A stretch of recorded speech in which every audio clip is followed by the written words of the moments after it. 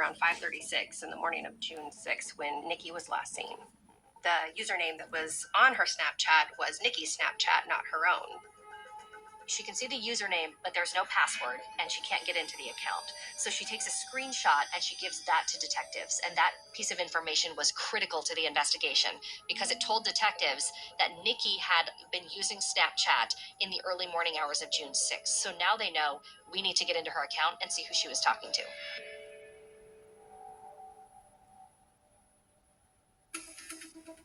We wrote an emergency disclosure order to Snapchat.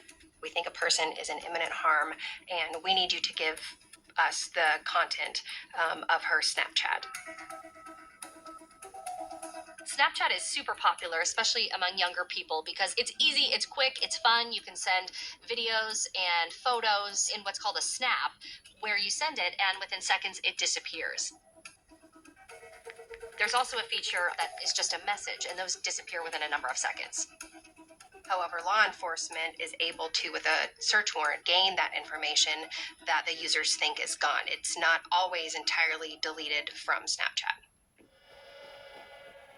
I mean, the messages got erased. I didn't know Snapchat hung on to them at some company business thing somewhere. I thought they just were like, okay, gone. I thought we were screwed still. I was like, oh, it's all on Snapchat. We're done. Eventually, Snapchat sent back information that detailed the content of the messages Nikki had been receiving and had been writing the morning she disappeared.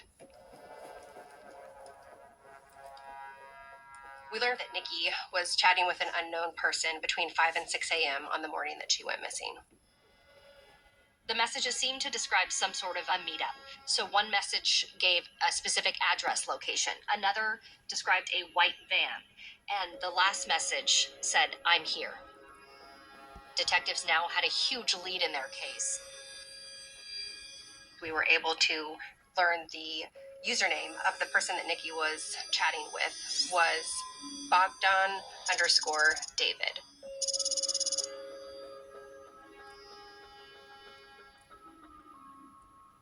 Then we authored search warrants for that Snapchat account to try to determine more information about who that person was. Detectives spent a lot of time sorting through tips. We authored a search warrant to Snapchat for records and information, the content for the last 60 days for that account that Nikki was last communicating with. Bogdan_David. So Snapchat has this feature they call, I think, a snap map, which is where you can pull up a map and it'll show you where your friends are. This account, Bogdan_David, had not turned off that feature, which meant Snapchat was able to see where he was while using the app. So detectives got a list of geolocations for the past 60 days. But most importantly, the morning of June 6th, the morning Nikki disappeared.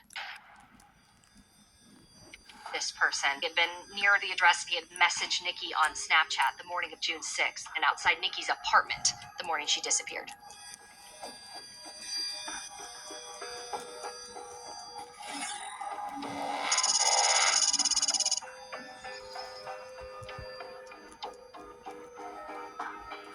Your phone that you carry with you all the time is documenting every text message you send, every email that you send, every place that you go to. And so you are keeping a little record book with you at all times, and that can go for victims or defendants.